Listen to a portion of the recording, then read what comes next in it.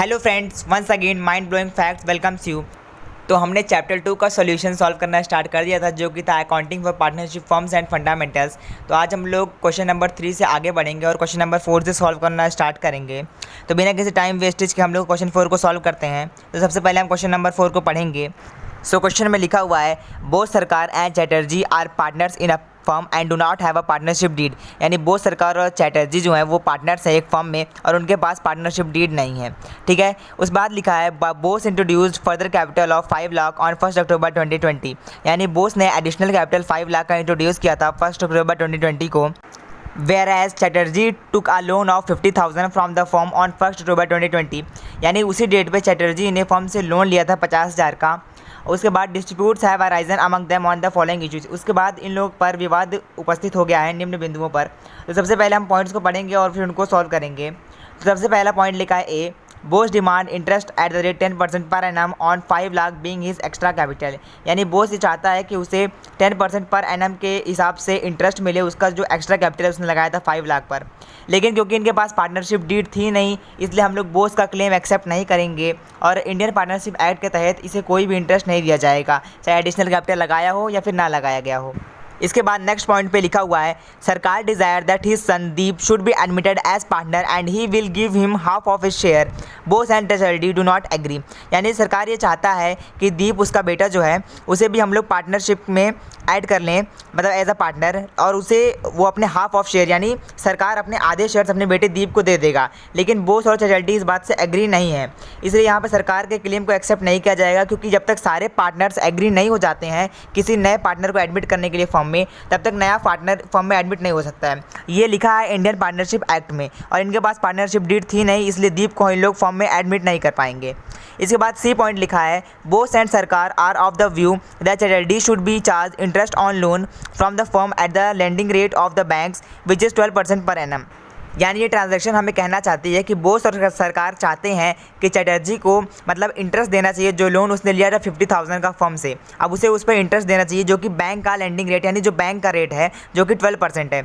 लेकिन यहाँ पे बोस और सरकार का क्लेम एक्सेप्ट नहीं किया जाएगा, क्योंकि इनके पास पार्टनरशिप डीड थी नहीं और यहाँ पे लगेगा इंडियन पार्टनरशिप एक्ट और उसके तहत कोई भी प्रकार का लोन वगैरह मतलब इंटरेस्ट नहीं दिया जाता है।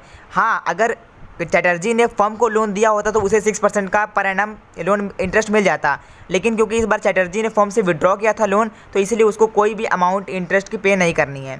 इसके बाद हम लोग पढ़ेंगे पॉइंट डी, जो कि लिखा है, Sarkar has withdrawn 50,000 from the firm for his personal use. Bose and Chatterjee are of the view that Sarkar should be charge interest at the rate 10% per annum. यानी ये ट्रांजैक्शन हमें कह रही है कि सरकार ने फर्म से 50,000 रुपये विड्रॉ कर लिए थे अपने पर्सनल यूज़ के लिए। अब बोस और चैटर्जी चाहते हैं कि सरकार को इसके ऊपर 10% पर एनम का इंटरेस्ट पे करना चाहिए, लेकिन सरकार इस पर कोई भी इंटरेस्ट पे नहीं करेगा और बोस और चैटर्जी का क्लेम एक्सेप्ट नहीं किया जाएगा। कारण सिर्फ से वही है कि इनके पास पार्टनरशिप डीड थी नहीं और इंडियन पार्टनरशिप एक्ट लगेगा और उसके तहत इस पर कोई भी इंटरेस्ट उसे पे नहीं करना पड़ेगा।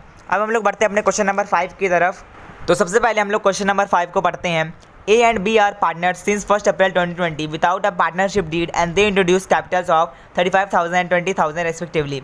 यानी A और B पार्टनर्स हैं किसी फर्म में 1 अप्रैल 2020 से बिना किसी पार्टनरशिप डीड के, ठीक है, और उन्होंने कैपिटल इंट्रोड्यूस किया 35,000 और 20,000 का रेस्पेक्टिवली। इसके बाद on 1 October 2020 A gave loan of 8,000 to the firm without any agreement as to interest. यानी 1 अक्टूबर 2020 को ए ने फर्म को लोन दिया 8,000 का बिना किसी एग्रीमेंट के कि वो इंटरेस्ट कितना चार्ज करेगा या वो इंटरेस्ट लेगा कि नहीं लेगा। देखिए, क्योंकि इनके पास पार्टनरशिप डीड थी नहीं तो इंडियन पार्टनरशिप एक्ट लगेगा इस क्वेश्चन में। और अगर आगे चल के ए लोन मांगता है फर्म से अपने 8,000 पर तो उसे 6% पर एनम का इंटरेस्ट दे दिया जाएगा। इसके बाद लिखा है, profit and loss account for the year ended 31 March 2021 shows a profit of 15,000 but the partners can not agree on payment of interest as on the basis of division of profit.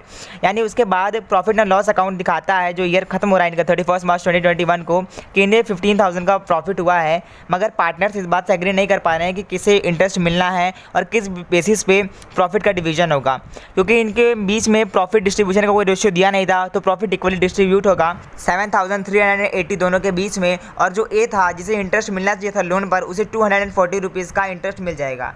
इसके बाद हम लोग पढ़ेंगे अपना question number 6। तो मैं question number 6 को आपके लिए पढ़ता हूँ। Harshad and Dhiman are in partnership since 1 अप्रैल 2020। यानी हर्षद और धीमन पार्टनरशिप में है 1 अप्रैल 2020 से। No partnership agreement was made, यानी इनके पास कोई भी पार्टनरशिप डीड नहीं है।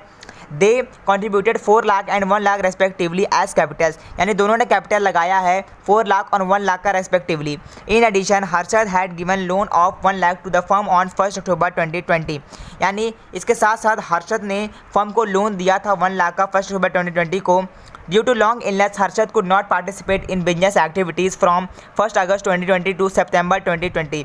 यानी लंबे समय तक बीमार होने के कारण हर्षद बिजनेस की एक्टिविटीज़ में भाग नहीं ले पाया 1 अक्टूबर 2020 से लेकर 30 सितंबर 2020, यानी 2 महीने तक। इसके बाद profit for the year ended 31 March 2021 was 1,80,000। यानी उसके बाद जो ईयर इनका ख़त्म हुआ 31 मार्च 2021 को, तो इनके पास प्रॉफिट आया 1,80,000 का। फिर लिखा है disputes has arisen between Harshad and Dhiman, यानी अब हर्षद और धीमन के बीच में कहा सुनी चालू हो चुकी है। तो हर्षद के क्लेम्स को हम पढ़ते हैं 1 बाय 1 और सॉल्व करते हैं। सबसे पहले लिखा है हर्षद का claim, he should be given interest at the rate 10% per annum on capital and loan. यानी हर्षद चाहता है कि उसे लोन मिलना चाहिए कंपनी की ओर से 10% पर एनम का, उसके कैपिटल पे भी और लोन पे भी। देखिए क्योंकि इनके पास पार्टनरशिप डीड थी नहीं और इंडियन पार्टनरशिप एक्ट यहाँ पे भी लगेगा, और उसे 10% पर एनम जो कैपिटल पे वो मांग रहा है वो तो बिल्कुल नहीं मिलेगा। लोन पर इंटरेस्ट उसे दिया जाएगा जो उसका 1 लाख का था, लेकिन सिर्फ 6% दिया जाएगा, क्योंकि इंडियन पार्टनरशिप एक्ट बताता है कि लोन अगर कोई भी बंदा फर्म को देता है तो उसे 6% पर एनम का उस पर इंटरेस्ट दिया जाता है। इसके बाद हर्षद का दूसरा क्लेम है कि profit should be distributed in the ratio of capital, यानी जो प्रॉफिट का बंटवारा है वो उस रेशियो में होगा जिस रेशियो में जिसने फर्म में अपना कैपिटल कंट्रीब्यूट किया था। लेकिन ऐसा कुछ भी नहीं होगा, क्योंकि इंडियन पार्टनरशिप एक्ट के तहत प्रॉफिट और लॉस इक्वली बटेगा। इसके बाद हम लोग धीमन के क्लेम को पढ़ते हैं। तो धीमन का पहला क्लेम है profit should be distributed equally, यानी प्रॉफिट को हमें बराबर हिस्सेदारी में बांटना चाहिए। तो धीमन का ये क्लेम एक्सेप्ट कर लिया जाएगा। इसके बाद पॉइंट नंबर 2 लिखा है he should be allowed 2,000 per month as remuneration for the period he manage the business in the absence of Harshad, यानी कि उसे 2,000 पर मंथ के हिसाब से रेम्यूनरेशन मिलना चाहिए, यानी सैलरी या कमीशन मिलना चाहिए उस पीरियड के लिए जिस पीरियड में उसने हर्षद की अनुपस्थिति में बिजनेस को अकेले मैनेज किया था। तो देखिए उसे रेम्यूनरेशन के नाम पर सैलरी या कमीशन कुछ भी नहीं दिया जाएगा, क्योंकि इंडियन पार्टनरशिप एक्ट कहता है कि सैलरी या कमीशन नहीं दी जाती अगर आपके पास पार्टनरशिप डीड नहीं है। तो थर्ड पॉइंट दिखा है interest on capital and loan should be allowed at the rate 6% per annum, यानी धीमन चाहता है कि कैपिटल पे भी इंटरेस्ट और लोन पे भी इंटरेस्ट 6% पर एनम मिले। तो देखिए लोन पर तो 6% पर एनम मिल जाएगा, क्योंकि यही इंडियन पार्टनरशिप एक्ट में भी लिखा है, लेकिन कैपिटल पर कोई भी इंटरेस्ट नहीं दिया जाएगा। इसके बाद लास्ट में लिखा you are required to settle the dispute between Harshad and Dhiman, जो कि हमने कर दिया। Also prepare profit and loss appropriation account, तो इसका profit and loss appropriation account भी बनाना है। तो चलिए अपनी कॉपी की ओर बढ़ते हैं और हम लोग profit and loss appropriation account बनाते हैं। तो ये हम बन गया है हमारा profit and loss appropriation account. सबसे पहले मैंने नेम ऑफ अकाउंट लिखा है, फिर पर्टिकुलर अमाउंट, पर्टिकुलर और अमाउंट लिखा है, ठीक है ना। तो सबसे पहले हम लोग लिखेंगे टू नेट प्रॉफिट, जो नेट प्रॉफिट हमें आया था profit and loss appropriation account से। तो फ्रेंड्स ये मैंने लिख दिया हमारा नेट प्रॉफिट, जो कि हमें प्रॉफिट एंड लॉस अकाउंट से मिला है, जो क्वेश्चन में दिया हुआ है 31 मार्च 2021 को 1,80,000। इसके बाद हम लोग लिखेंगे टू इंटरेस्ट ऑन लोन, जो कि हमने हर्षद को दिया था उसकी 1 लाख की अमाउंट पर, जो था इंटरेस्ट ऑन लोन उसका 6% पर एनम। तो इसे हम लोग लिख लेते हैं। तो ये लीजिए हमारा इंटरेस्ट ऑन लोन आ गया 3,000 का। हमने इसमें 6 मंथ का इंटरेस्ट ऑन लोन चार्ज किया है, क्योंकि 1 अक्टूबर को उसने लोन दिया था 1 लाख का। तो 1 लाख इंटू 6/100 इंटू 6/12 करेंगे तो हमारा 3,000 आ जाएगा। तो बस यही हमें पे करना था।